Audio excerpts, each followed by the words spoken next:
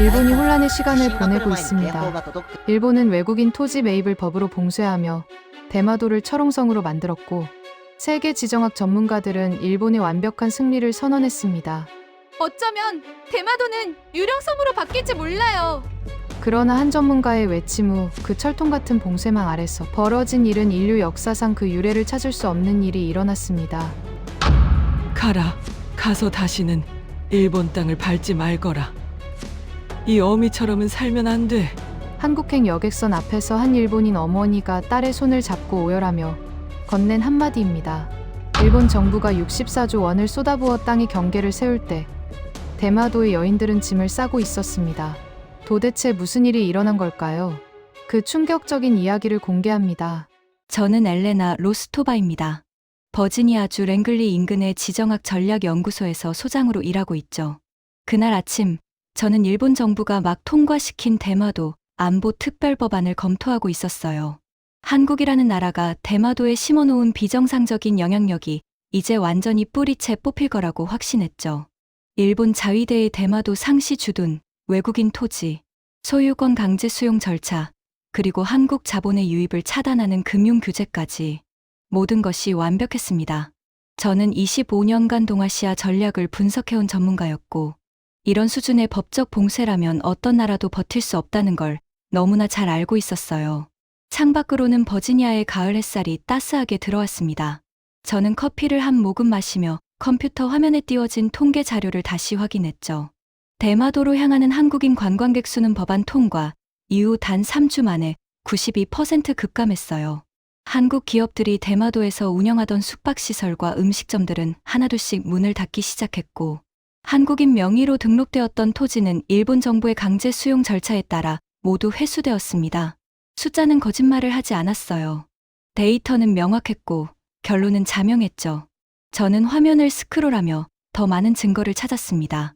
대마도 내 한국어 간판은 78%가 철거되었고, 한국 방송 수신을 위한 위성 안테나 설치는 전면 금지되었어요. 일본 정부는 심지어 대마도 주민들에게 한국 방문 시 사전 신고 의무까지 부과했죠. 이 정도면 한국의 문화적 침투는 완전히 차단된 셈이었습니다. 한국이 아무리 경제력을 키우고 문화 콘텐츠를 만들어낸들 결국 국가의 물리적 힘 앞에서는 무력할 수밖에 없다고 말이죠. 제 책상 위 보안 전화기에 빨간 불이 들어왔어요. 미 국방부 산하 정보 분석팀에서 걸려온 전화였죠. 수화기를 들자마자 익숙한 목소리가 들렸습니다. 정보 분석관 마크 헨슨이었어요. 마크 헨슨은 평소에도 침착한 사람이었는데 그날따라 목소리에 묘한 긴장감이 묻어났죠. 엘레나 로스토바 소장님, 대마도 관련해서 이상한 데이터가 포착되었다고요. 위성 감시 시스템이 지난 2주 동안 대마도 해안가에서 비정상적인 통신 신호 패턴을 감지했다는 내용이었어요. 아마도 일본 자위대의 강화된 경비 시스템 때문에 생긴 노이즈겠거니 했죠. 하지만 마크 헨슨은 계속 말을 이어갔어요. 문제는 그 신호들이 모두 한국 방향을 향하고 있다는 점이라고 했습니다. 한국 방향이라니 그게 무슨 의미인지 바로 이해가 가지 않았죠. 마크 헨슨은 더 구체적으로 설명했습니다. 대마도 북부 해안가 일대에서 수백 개의 모바일 기기가 한국 부산의 통신 기지국과 접속을 시도한다는 거였어요. 일본 정부가 한국 방송 수신을 금지했음에도 불구하고 누군가는 여전히 한국과 연결되려 애쓰고 있었던 겁니다. 그 신호들의 발신 위치를 분석한 결과 대부분이 대마도 내 20대 여성 거주 지역에서 나왔다는 사실이 드러났거든요. 저는 다시 한번 데이터를 확인했습니다. 틀림없었어요. 노년층이 아니라 젊은 세대였죠. 그것도 여성들이었어요. 왜 젊은 여성들이 한밤중에 한국 통신망과 접속하려 하는 걸까요? 저는 이해할 수 없었습니다. 일본 정부가 그토록 강력한 법적 장벽을 세웠는데 왜 그들은 여전히 한국을 향해 손을 뻗는 걸까요? 그날 저녁, 저는 도쿄에 있는 현지 정보원 사토미에게 긴급 연락을 취했습니다. 사토미는 일본 공안과 긴밀한 관계를 유지하고 있는 신뢰할 만한 정보원이었어요. 저는 사토미에게 대마도 현지 상황을 직접 조사해달라고 요청했죠. 특히 젊은 층의 동향을 집중적으로 파악해달라고 했습니다. 사흘 후 사토미로부터 암호화된 이메일이 도착했어요. 첨부 파일에는 67페이지 분량의 극비 보고서가 담겨 있었죠. 저는 밤늦게까지 그 보고서를 읽었습니다. 읽으면 읽을수록 제 얼굴에서 혈색이 빠져나가는 걸 느꼈어요. 보고서는 충격적인 내용으로 가득했습니다. 대마도 내 20대 여성 인구의 73%가 일본 본토가 아닌 한국으로의 이주를 희망한다는 통계가 첫 페이지에 나와 있었어요. 저는 눈을 의심했죠. 73%라니 이건 단순한 선호도 조사 수치가 아니었습니다. 이건 거의 집단 이탈에 가까운 수준이었어요. 사토미는 보고서에서 더욱 충격적인 사실을 밝혔습니다. 대마도의 젊은 여성들 사이에서 한국어 학습 열풍이 불고 있다는 거였어요. 일본 정부가 한국 문화 콘텐츠를 차단했음에도 불구하고 그들은 몰래 한국 드라마를 다운로드해서 보고 한국 음악을 듣고 한국어 회화 스터디 그룹을 만들어 운영하고 있었죠. 심지어 일부는 한국 남성과의 만남을 주선하는 비공식 중개 네트워크까지 형성했다고 했습니다. 저는 의자에 깊숙이 몸을 기댔어요. 이해할 수 없었죠. 일본 자위대가 총을 들고 섬을 지키고 있고 법률이 한국 자본의 유입을 완전히 차단했는데 왜 사람들의 마음은 오히려 더 한국으로 향하는 걸까요? 이건 제가 지난 25년간 배워온 지정학적 원리와 완전히 배치되는 현상이었습니다. 보고서의 마지막 페이지에는 더욱 충격적인 내용이 있었어요. 대마도의 한 여성 단체가 단체로 한국행 페리 티켓을 예약했다는 정보였죠. 그들은 일본 당국의 감시를 피하기 위해 개인 명의가 아닌 관광단체 명의로 예약했고 목적지는 부산이었습니다. 사토미는 이 여성들 대부분이 한국 남성과의 만남을 목적으로 한다고 분석했어요. 저는 컴퓨터 화면을 멍하니 바라봤습니다. 제 머릿속은 복잡했어요. 저는 전략 분석가였고 숫자와 데이터로 세상을 이해하는 사람이었죠. 하지만 이 상황은 숫자만으로는 설명되지 않았어요. 일본 정부는 법으로 땅을 지켰지만 한국은 법이 아닌 다른 무언가로 사람들의 마음을 얻고 있었습니다. 저는 창밖을 바라봤어요. 랭글리의 밤하늘은 고요했죠. 별들이 반짝이고 있었지만 제 마음은 전혀 평온하지 않았습니다. 저는 속으로 질문을 던졌어요.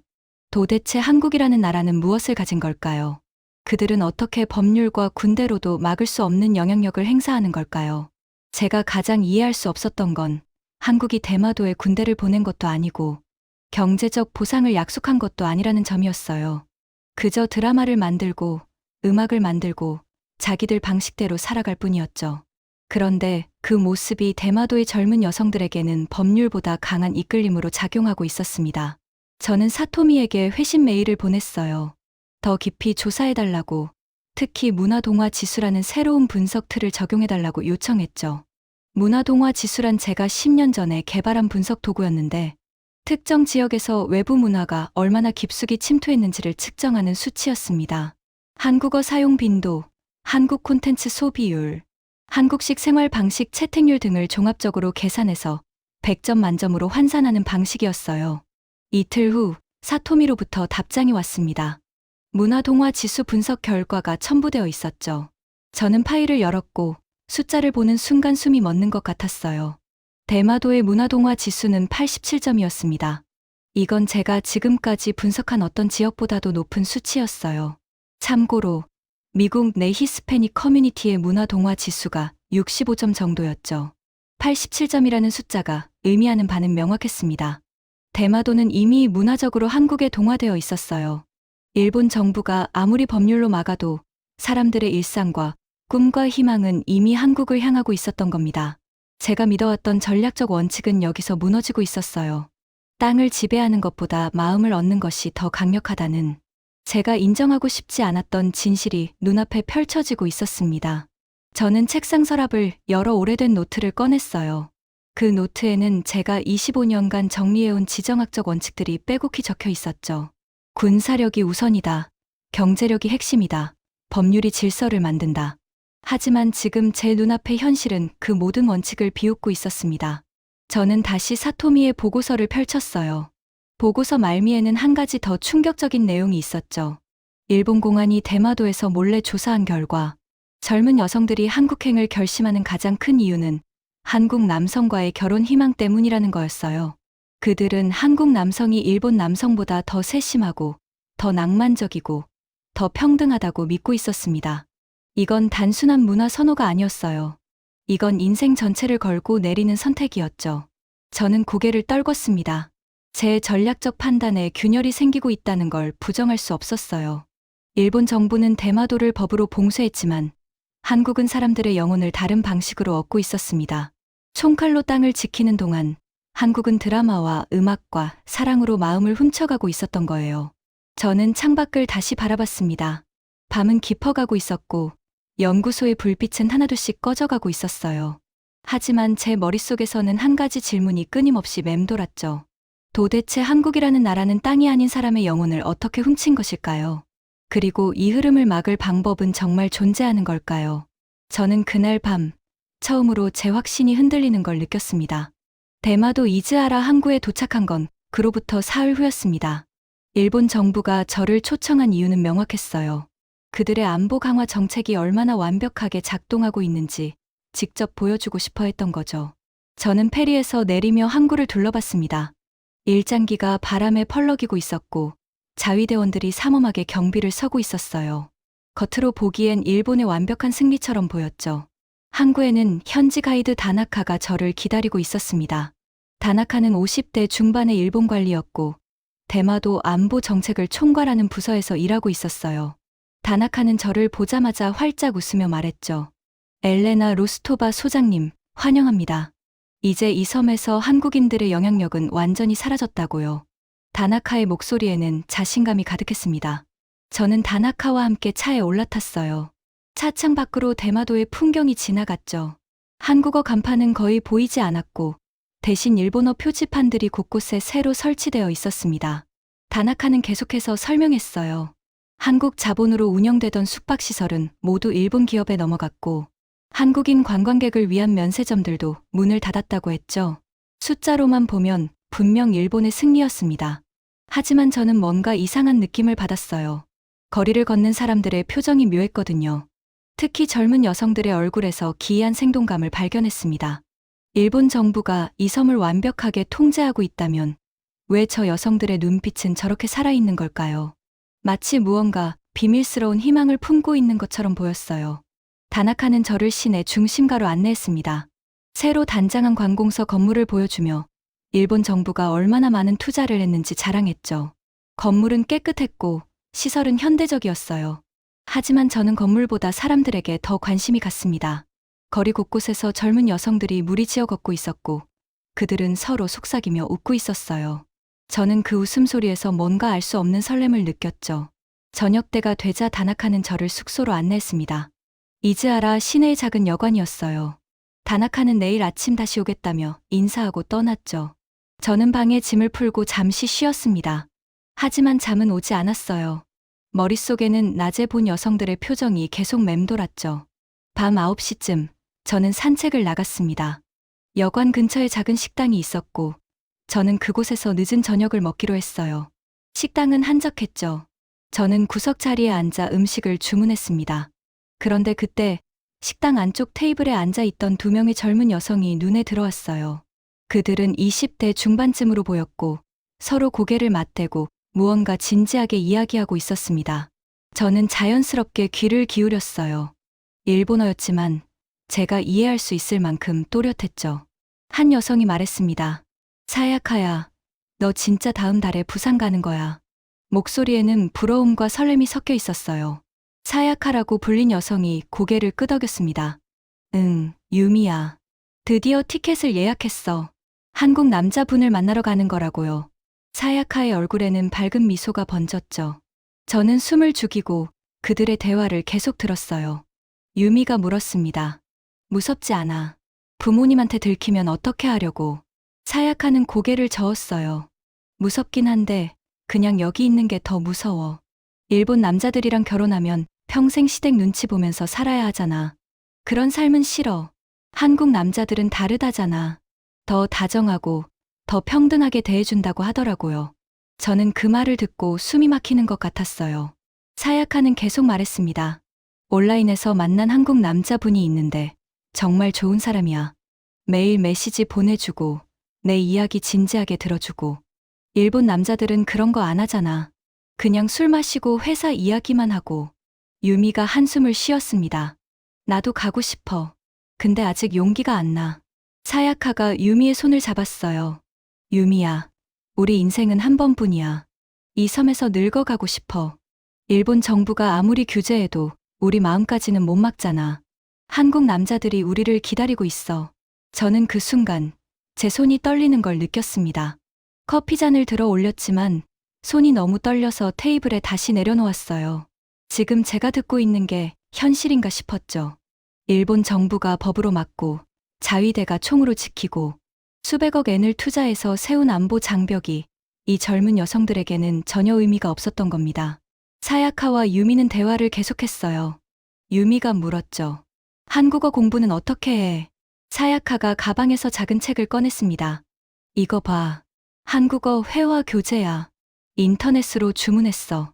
일본 정부가 한국 책 금지했지만 개인 우편으로는 받을 수 있거든. 매일 밤 혼자 연습해. 저는 눈을 크게 떴어요. 사야카의 가방 안에는 책만 있는 게 아니었습니다. 작은 사진들이 보였죠. 사야카가 그 사진들을 유미에게 보여주며 말했어요. 이게 그분 사진이야. 잘생기지 않았어. 그리고 이렇게 다정한 메시지도 매일 보내줘. 사진 속 한국 남성은 환하게 웃고 있었고 손으로 하트를 만들고 있었습니다. 유미가 사진을 보며 탄성을 질렀어요.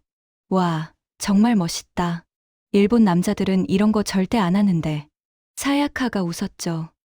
그치. 한국 남자들은 사랑 표현하는 걸 부끄러워하지 않아. 여자를 진짜 소중하게 대해줘.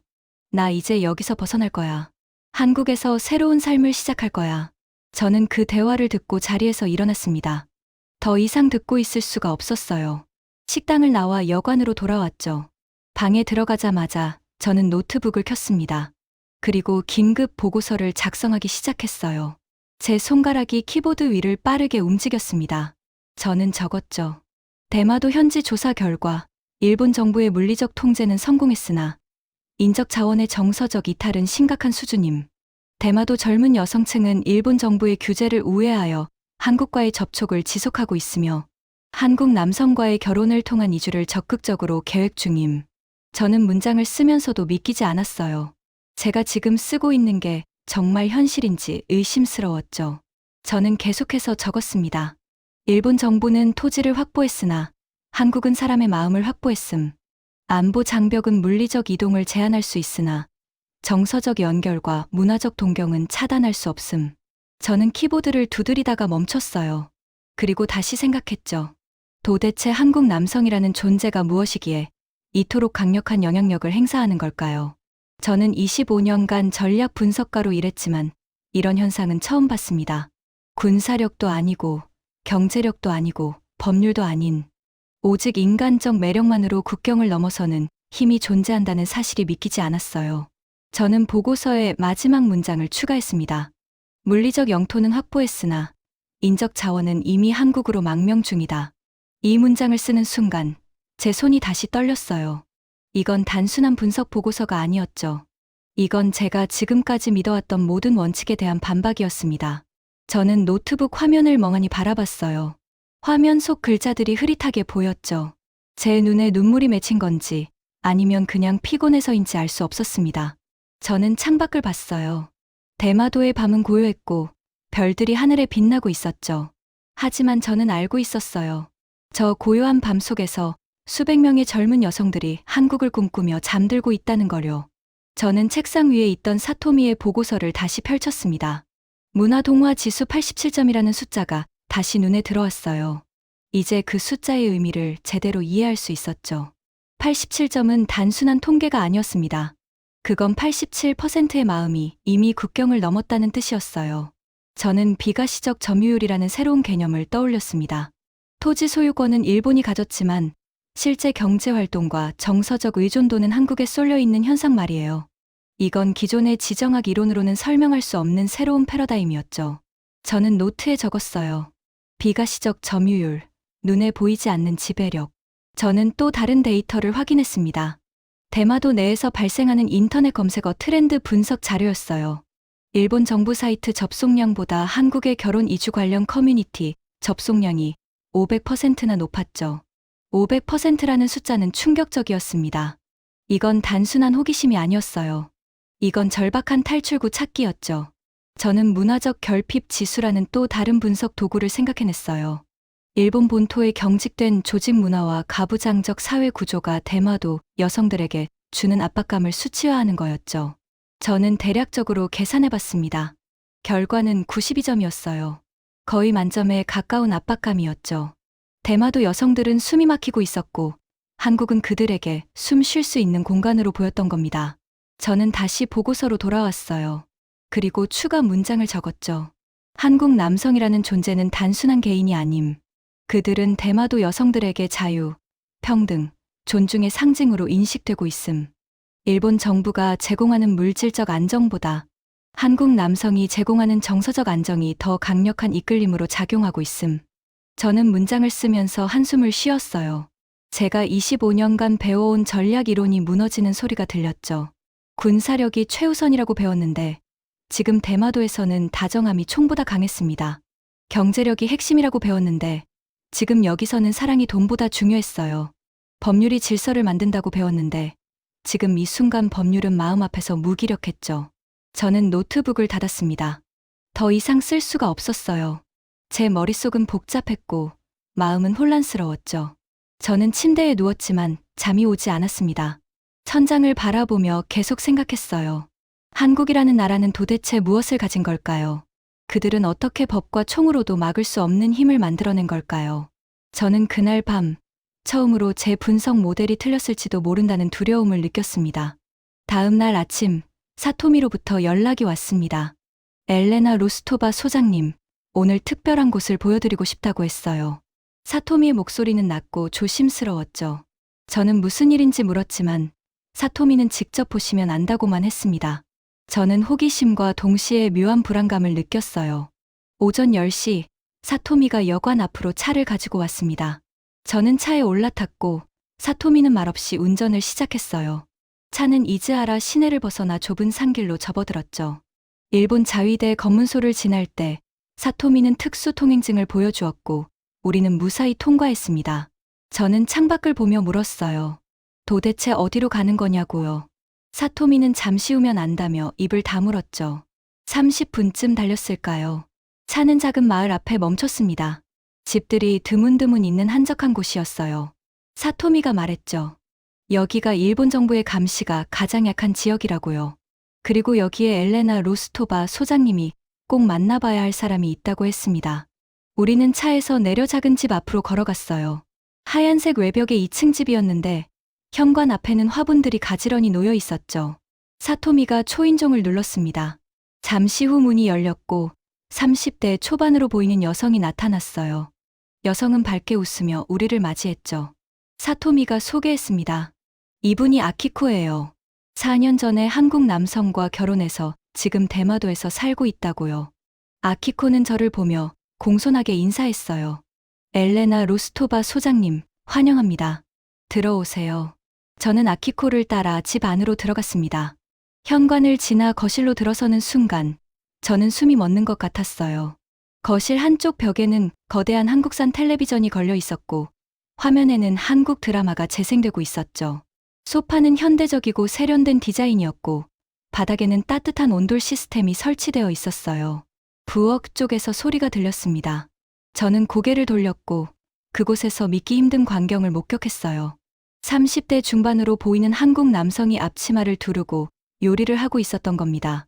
남성은 프라이팬을 흔들며 능숙하게 볶음 요리를 만들고 있었고 옆에서는 4, 5살쯤 된 아이가 아빠를 올려다보며 웃고 있었죠. 아키코가 말했어요. 제 남편 민준이에요. 민준은 고개를 돌려 저를 보며 환하게 웃었습니다. 안녕하세요. 곧 점심 준비 끝나니까 같이 드세요. 민준의 목소리는 부드럽고 따뜻했어요. 저는 그 순간 일본 전통 가정에서는 절대 볼 수 없는 장면을 보고 있다는 걸 깨달았죠. 일본에서 남성이 요리를 한다는 건 드문 일이었습니다. 특히 대마도 같은 보수적인 지역에서는 더욱 그랬죠. 남성은 일을 하고 여성은 집안일을 한다는 게 절대적인 규칙이었어요. 하지만 지금 제 눈앞에서 민준은 그 규칙을 완전히 무시하고 있었습니다. 게다가 민준의 얼굴에는 불만이나 의무감이 아니라 진심 어린 즐거움이 묻어났어요. 아키코가 저를 소파로 안내했습니다. 저는 앉으며 주변을 둘러봤어요. 거실 곳곳에는 한국 제품들이 눈에 띄었죠. 공기청정기, 로봇 청소기, 스마트 스피커, 모두 한국의 최첨단 기술이 담긴 제품들이었어요. 아키코가 말했습니다. 민준이 한국에서 가져온 거예요. 덕분에 집안일이 정말 편해졌어요. 저는 아키코에게 물었어요. 어떻게 민준을 만나게 되었냐고요. 아키코는 잠시 생각하더니 조용히 대답했죠. 5년 전쯤 온라인에서 우연히 알게 됐어요. 처음엔 그냥 친구로 지내다가 점점 가까워졌죠. 민준은 저한테 일본 남자들과는 완전히 달랐어요. 제 이야기를 진심으로 들어주고 제 감정을 존중해줬어요. 아키코의 목소리에는 행복이 묻어났습니다. 저는 계속 물었어요. 결혼 후 삶은 어떠냐고요. 아키코가 웃었죠. 전과는 비교할 수 없을 정도로 좋아요. 민준은 집안일을 절반 이상 해줘요. 요리도 잘하고 아이 돌보는 것도 자연스럽게 해요. 일본 남자들은 절대 안 하는 일들이에요. 저는 부엌을 다시 봤습니다. 민준은 여전히 요리를 하고 있었고 아이는 민준의 다리를 붙잡고 매달려 있었어요. 민준은 아이의 머리를 쓰다듬으며 부드럽게 말했죠. 잠깐만 기다려. 아빠가 맛있는 거 만들어줄게. 그 목소리에는 진심 어린 애정이 담겨 있었어요. 저는 정서적 동기와 지수라는 개념을 떠올렸습니다. 한국 남성의 공감 능력과 가사 참여가 대마도 여성들의 삶의 질을 얼마나 향상시키는지 측정하는 지표였죠. 저는 대략적으로 계산해 봤어요. 아키코의 표정, 목소리, 몸짓을 보니 적어도 400% 이상은 향상된 것 같았습니다. 아키코가 계속 말했어요. 한국어를 배우면서 제 세상이 넓어졌어요. 한국어는 단순한 외국어가 아니었어요. 그건 자유의 언어였죠. 한국어를 배우면서 저는 일본 사회의 억압에서 벗어날 수 있다는 걸 깨달았어요. 한국 드라마를 보면서, 한국 음악을 들으면서 저는 다른 삶이 가능하다는 걸 알게 됐죠. 저는 아키코의 말을 듣고 충격을 받았습니다. 언어가 단순한 의사소통 도구가 아니라 자유와 해방의 수단이라니요. 저는 25년간 언어를 전략적 도구로만 봤어요. 하지만 아키코에게 한국어는 새로운 삶으로 가는 열쇠였던 겁니다. 민준이 요리를 마치고 접시에 담아 테이블로 가져왔습니다. 김치볶음밥과 된장찌개였어요. 민준이 말했죠. 많이 드세요. 제가 직접 만들었어요. 민준의 손놀림은 자연스러웠고 음식을 대접하는 태도는 정성스러웠어요. 저는 숟가락을 들고 한 입 먹어봤습니다. 맛있었어요. 그런데 맛보다 더 놀라운 건 이 음식이 남편의 손에서 만들어졌다는 사실이었죠. 아키코가 민준을 바라보며 말했습니다. 민준은 제가 힘들 때 항상 옆에 있어줘요. 제 이야기를 들어주고 위로해줘요. 일본 남자들은 감정 표현을 부끄러워하지만 민준은 달라요. 사랑한다고 매일 말해줘요. 제가 얼마나 소중한지 행동으로 보여줘요. 저는 그 말을 듣고 숨을 깊게 들이쉬었어요. 하이퍼 소셜 커넥션이라는 개념이 머릿속에 떠올랐죠. 한국의 정문화가 대마도의 폐쇄적인 공동체 의식을 어떻게 해체하고 재구성하는지에 대한 분석이었어요. 일본 사회는 개인의 감정을 억압하고 집단의 규율을 강조했죠. 하지만 한국 문화는 감정을 표현하고 서로를 위로하고 따뜻하게 연결되는 걸 중시했어요. 그때 제 휴대전화가 울렸습니다. 다나카였어요. 저는 자리에서 일어나 전화를 받았죠. 다나카의 목소리는 자신감으로 가득했습니다. 엘레나 로스토바 소장님, 어떠세요? 대마도가 완벽하게 통제되고 있죠. 한국의 영향력은 이제 완전히 사라졌어요. 저는 민준과 아키코를 바라봤어요. 민준은 아이와 놀아주고 있었고 아키코는 행복한 미소를 짓고 있었죠. 저는 다나카에게 대답했습니다. 네, 잘 보고 있어요. 하지만 제 목소리에는 냉소가 묻어났어요. 다나카는 현장의 진실을 전혀 모르고 있었죠. 일본 정부는 땅을 통제했다고 믿었지만 사람들의 마음은 이미 한국으로 넘어가 있었어요. 다나카와의 통화를 끝내고 저는 다시 소파에 앉았습니다. 아키코가 한국산 차를 가져왔어요. 유자차였죠. 저는 잔을 받아 한 모금 마셨습니다. 달콤하고 따뜻했어요. 아키코가 말했죠. 민준이 한국에서 가져온 거예요. 제가 좋아하는 차예요. 저는 잔을 내려놓고 아키코에게 물었습니다. 일본 정부가 대마도를 안보 구역으로 지정하고 한국과의 접촉을 차단하려 하는데 어떻게 생각하냐고요. 아키코는 잠시 생각하더니 조용히 대답했어요. 일본 정부는 땅의 경계만 생각해요. 하지만 사람의 마음에는 경계가 없어요. 한국은 우리에게 땅이 아니라 희망이에요. 저는 아키코의 말에 전율을 느꼈습니다. 땅이 아니라 희망이라니요. 저는 25년간 영토와 국경을 중심으로 세상을 분석했어요. 하지만 지금 아키코는 완전히 다른 차원의 이야기를 하고 있었죠. 한국은 물리적 공간이 아니라 정서적 피난처였던 겁니다. 저는 가방에서 노트를 꺼냈어요. 그리고 펜을 들어 적기 시작했죠. 일본은 땅의 경계를 세웠으나 한국은 사람의 심장 속에 영토를 건설했다. 이것은 전쟁 없이 이루어진 완벽한 정복이다. 제 손이 떨렸습니다. 제가 지금 쓰고 있는 문장이 믿기지 않았어요. 전쟁 없는 정복이라니요. 하지만 이건 사실이었죠. 한국은 단 한 발의 총도 쏘지 않았고 단 한 명의 군인도 보내지 않았어요. 그저 드라마를 만들고 음악을 만들고 다정한 남성들이 사랑하는 방식을 보여줬을 뿐이었어요. 그런데 그것만으로 대마도 여성들의 마음을 완전히 얻어냈던 겁니다. 저는 민준을 다시 봤습니다. 민준은 설거지를 하고 있었고 아키코는 옆에서 민준을 바라보며 웃고 있었어요. 저는 깨달았죠. 민준 같은 남성이 수백 명만 있어도 대마도는 완전히 바뀔 거라고요. 일본 정부가 세운 모든 법률과 규제는 의미가 없어질 거라고요. 저는 노트에 계속 적었어요. 한국의 힘은 군사력이나 경제력이 아니다. 한국의 힘은 사람을 대하는 방식에 있다. 존중, 배려, 다정함. 이것들이 어떤 무기보다 강력하다. 아키코가 다시 말했습니다. 제 친구들도 다 한국을 꿈꿔요.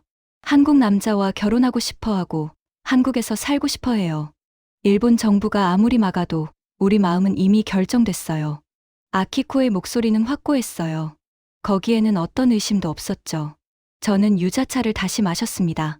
따뜻한 액체가 목을 타고 내려갔지만 제 가슴은 차가웠어요. 경악과 전율이 동시에 밀려왔죠. 저는 25년간 국가 전략을 분석했지만 이런 전략은 처음 봤습니다. 한국은 국가가 아니라 사람을 무기로 삼았어요. 총과 탱크 대신 드라마와 음악을 사용했고 법률 대신 사랑을 선택했죠. 저는 창밖을 봤습니다. 대마도의 오후 하늘은 맑았고 햇살이 따스했어요. 하지만 저는 알고 있었죠. 저 평화로운 풍경 아래에서 거대한 변화가 일어나고 있다는 걸요. 일본이 세운 안보 장벽은 이미 무너지고 있었고 한국은 조용히 그러나 확실하게 이 섬을 자신의 영향력 아래에 두고 있었어요. 저는 노트를 덮었습니다.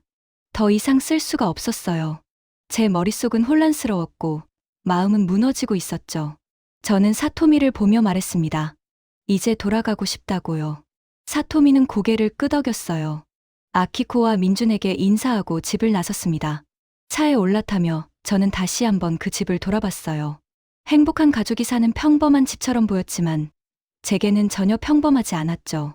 그 집은 한국의 힘을 증명하는 살아있는 증거였어요. 차가 출발했습니다. 저는 창밖을 멍하니 바라봤어요. 제 확신은 완전히 무너졌고 제 이론은 산산조각 났죠. 저는 그날 숫자와 데이터로는 절대 계산할 수 없는 힘이 존재한다는 걸 배웠습니다. 워싱턴으로 돌아온 건 그로부터 일주일 후였습니다. 비행기 안에서 저는 창밖만 바라봤어요. 태평양 위를 날아가는 동안 제 머릿속에는 아키코의 얼굴이 계속 떠올랐죠. 민준이 요리하는 모습도 사야카가 한국어 책을 꺼내던 순간도 모든 게 생생했습니다. 집무실에 앉자마자 저는 컴퓨터를 켰어요. 백악관과 국방부에 제출할 최종 보고서를 작성해야 했죠. 하지만 키보드 앞에 앉아서도 한참 동안 아무것도 쓸 수 없었습니다. 제 손가락이 떨렸어요. 일주일 전만 해도 저는 확신에 차 있었죠. 일본의 승리를, 한국의 패배를 믿었어요. 하지만 지금 저는 완전히 달라진 사람이었습니다. 저는 첫 문장을 적었어요. 본 분석관은 대마도 현장 조사 결과 기존의 전략적 판단이 근본적으로 잘못되었음을 인정한다. 문장을 쓰는 순간 제 눈에서 눈물이 흘렀습니다. 25년간 쌓아온 제 커리어가, 제 자존심이 무너지는 소리가 들렸어요. 하지만 저는 계속 써야 했죠. 진실을 외면할 수 없었습니다. 저는 보고서에 적었습니다. 일본 정부는 대마도의 토지를 확보했으나 실질적 영향력은 한국이 장악했다. 대마도 주민, 특히 젊은 세대의 정서적 귀속은 이미 한국으로 기울어졌으며 이는 어떤 법적 규제로도 되돌릴 수 없는 상태다. 저는 문장마다 근거를 덧붙였어요. 문화동화 지수 87점, 한국 이주 희망률 73%, 한국어 학습률 65%. 하지만 숫자만으로는 부족했습니다. 저는 아키코의 이야기를 썼어요. 민준의 모습을 묘사했죠. 사야카가 품었던 희망을, 유미가 느꼈던 동경을 글로 옮겼습니다. 제가 목격한 모든 것이 보고서 안에 담겼어요. 글을 쓰면서 저는 깨달았죠. 이건 단순한 실패 보고서가 아니라 새로운 세계에 대한 선언문이라는 걸요. 사흘 동안 밤을 새워 보고서를 완성했습니다. 100페이지가 넘는 분량이었어요. 저는 마지막 문장을 적었죠. 영토의 정의를 재정립해야 한다. 영토란 국기가 꽂힌 땅이 아니라 그 땅에 사는 사람들의 심장이 향하는 곳이다. 대마도의 심장은 이미 한국을 향하고 있다. 보고서를 제출한 다음 날, 일본 정부로부터 초청장이 도착했습니다. 도쿄에서 열리는 동아시아 안보 전략 국제 컨퍼런스의 기조연설자로 저를 지명한다는 내용이었어요. 저는 초청장을 보며 씁쓸하게 웃었죠. 일본 정부는 제가 자신들의 성공을 선전해 줄 거라고 기대했을 겁니다. 하지만 저는 전혀 다른 이야기를 할 생각이었어요. 2주일 후, 저는 도쿄에 있었습니다. 컨퍼런스 홀은 웅장했고, 청중석에는 수백 명의 정계 인사들이 앉아 있었어요. 일본 외무성 관리들, 방위성 고위직들, 그리고 다나카의 얼굴도 보였죠. 다나카는 제게 손을 흔들며 웃었습니다. 저는 고개를 끄덕이며 연단으로 올라갔어요. 마이크 앞에 섰습니다. 조명이 눈부셨지만 저는 침착하게 원고를 펼쳤어요. 청중들은 조용히 저를 바라보고 있었죠. 저는 입을 열었습니다. 신사숙녀 여러분, 오늘 저는 대마도에 관한 불편한 진실을 말씀드리러 왔습니다. 호란이 술렁였어요. 저는 계속했죠. 일본 정부는 대마도를 안보구역으로 지정하고 한국의 영향력을 차단하려 했습니다. 법률을 만들었고 자위대를 배치했으며 수백억 엔을 투자했죠. 겉으로 보기엔 성공한 것처럼 보입니다. 한국인 관광객은 줄었고 한국 자본은 철수했어요. 하지만 이것은 착각입니다. 청중석에서 웅성거림이 커졌습니다. 다나카의 얼굴이 굳어지는 게 보였어요. 저는 목소리를 높였죠. 제가 대마도 현지에서 목격한 것은 일본의 승리가 아니었습니다. 오히려 한국의 조용한 정복이었어요. 일본은 대마도의 흙을 지켰지만 한국은 대마도의 영혼을 얻었습니다. 호란이 순식간에 소란스러워졌습니다. 일본 관리들이 서로 속삭이기 시작했고 몇몇은 자리에서 일어나려 했어요. 하지만 저는 멈추지 않았죠. 저는 데이터를 제시했습니다. 문화동화 지수 87점, 한국 이주 희망률 73%, 10대와 20대의 한국어 구사 능력 및 한국 대학 진학 희망률 85%. 이 숫자들이 의미하는 바는 명확합니다. 저는 말했어요. 대마도의 미래 세대는 이미 일본을 떠날 준비를 하고 있습니다. 그들의 꿈은 도쿄가 아니라 서울에 있고 그들의 희망은 일본 남성이 아니라 한국 남성에게 있어요. 일본 정부가 세운 모든 장벽은 이미 무용지물입니다. 청중석에서 분노의 목소리가 터져 나왔습니다. 하지만 저는 계속했어요. 왜 이런 일이 벌어졌을까요? 저는 물었죠. 한국은 군대를 보내지 않았습니다. 경제적 보상을 약속하지도 않았어요. 한국이 한 일은 단 하나, 사람을 존중하는 방법을 보여준 것뿐입니다. 저는 아키코의 이야기를 들려줬어요. 민준이 요리하던 모습을, 아이와 교감하던 순간을, 아키코가 행복해하던 표정을 생생하게 묘사했죠.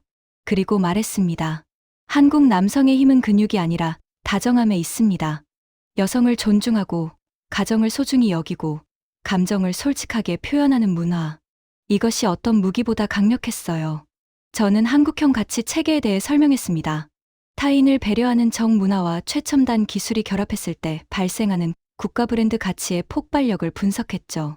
한국은 드라마로 감동을 주고, 음악으로 위로를 건네고, 기술로 편리함을 선사했어요.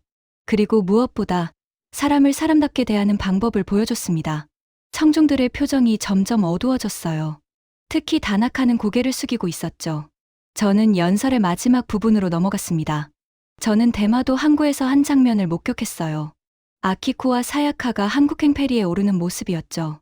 사실 저는 워싱턴으로 돌아오기 전날 다시 대마도를 방문했었습니다.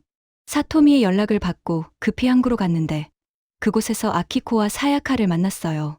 아키코는 민준과 아이와 함께 한국으로 완전히 이주하는 중이었고 사야카는 드디어 한국 남성을 만나러 가는 길이었죠. 저는 그들을 멀리서 지켜봤습니다. 아키코는 행복한 미소를 짓고 있었고 사야카의 눈에는 설렘이 가득했어요. 페리가 출발하기 직전 사야카가 가방에서 작은 태극기를 꺼내 흔들었죠. 바람에 펄럭이는 태극기를 보는 순간 저는 형언할 수 없는 전율을 느꼈습니다. 저는 청중들에게 말했어요. 그 순간 저는 깨달았습니다. 대한민국이라는 나라가 가진 거대한 포용력을요. 한국은 국경을 넘어 사람들을 끌어안았고 차별 없이 환대했으며 진심으로 행복을 나눠줬어요. 이것이 진정한 국가의 힘입니다. 홀 안이 조용해졌습니다. 모두가 숨을 죽이고 제 말을 듣고 있었어요. 저는 마지막 문장을 읽었죠. 세계는 이제 새로운 패러다임을 목격하고 있습니다. 무력이 아닌 진심으로, 억압이 아닌 존중으로, 장벽이 아닌 포용으로 사람을 얻는 한국의 방식을요. 대마도는 시작일 뿐입니다. 앞으로 더 많은 곳에서 더 많은 사람들이 한국을 향할 것입니다. 저는 원고를 덮었습니다. 그리고 마지막으로 말했어요. 본 분석과는 대한민국의 경의를 표합니다. 한국은 전쟁 없이 승리했고 폭력 없이 정복했으며 강요 없이 사랑받았습니다. 이것이야말로 21세기의 진정한 국가 전략입니다. 연설을 마치고 연단에서 내려왔습니다. 홀 안은 여전히 조용했어요. 박수 소리는 없었지만 저는 상관없었죠. 진실을 말했고 그것으로 충분했습니다. 저는 출구를 향해 걸었어요. 다나카가 복도에서 저를 기다리고 있었죠. 다나카는 저를 보며 말했습니다. 엘레나 로스토바 소장님, 너무하신 거 아닙니까? 다나카의 목소리에는 분노가 섞여 있었어요. 저는 다나카를 똑바로 바라봤죠. 다나카 씨, 저는 사실만 말했어요. 현실을 부정한다고 해서 바뀌는 건 없습니다. 다나카가 고개를 떨궜습니다. 저는 다나카를 지나쳐 걸었어요. 뒤에서 다나카의 한숨 소리가 들렸죠. 저는 호텔로 돌아와 짐을 쌌습니다. 다음 날 아침, 워싱턴행 비행기를 탔어요. 비행기 창밖으로 일본이 멀어졌습니다. 저는 태평양을 바라보며 생각했어요. 저 바다 건너편에 한국이 있고, 한국에는 수백만 명의 다정한 사람들이 살고 있죠. 그들은 무기를 들지 않고도 세상을 바꾸고 있었어요. 드라마 한 편으로, 노래 한 곡으로, 진심 어린 미소 하나로요. 워싱턴에 도착했습니다. 집무실로 돌아와 창밖을 봤어요. 포토맥 강이 유유히 흐르고 있었죠. 저는 책상 서랍을 열어 오래된 나침반을 꺼냈습니다. 아버지가 물려주신 나침반이었어요. 바늘은 여전히 북쪽을 가리키고 있었죠. 하지만 저는 알고 있었습니다. 이제 세상의 나침반은 북쪽이 아니라 다른 곳을 가리켜야 한다고요. 존중과 배려와 다정함이 있는 곳, 사람을 사람답게 대하는 곳, 바로 한국을 향해야 한다고요. 저는 컴퓨터를 켰습니다. 그리고 마지막 보고서를 작성하기 시작했어요. 제목은 이렇게 정했죠. 대한민국의 소프트 파워, 새로운 세계 질서의 시작. 저는 키보드를 두드리며 적었습니다. 한국은 증명했다. 진정한 힘은 총과 탱크에 있지 않고 사람의 마음을 움직이는 능력에 있다고요. 저는 문장을 쓰면서 눈물을 흘렸어요. 25년간 믿어온 모든 게 무너졌지만 동시에 새로운 희망이 보였죠. 한국이 보여준 길은 인류가 나아가야 할 방향이었어요. 폭력이 아닌 사랑으로, 지배가 아닌 나눔으로, 억압이 아닌 자유로요. 저는 창밖을 다시 봤습니다. 해가 지고 있었고 하늘은 붉게 물들어 있었어요. 저는 한국이 있는 서쪽을 향해 고개를 숙였죠. 경의를 표하는 마음으로요. 대한민국, 당신들은 세상을 바꾸고 있습니다. 조용히, 그러나 확실하게요. 저는 보고서의 마지막 문장을 적었습니다. 이제 세계는 한국의 방식에 주목해야 한다. 무력이 아닌 진심으로 사람을 얻는 한국의 전략은 미래 국제 관계의 새로운 표준이 될 것이다. 대한민국의 영광은 이제 시작이며 그 빛은 세계를 밝힐 것이다.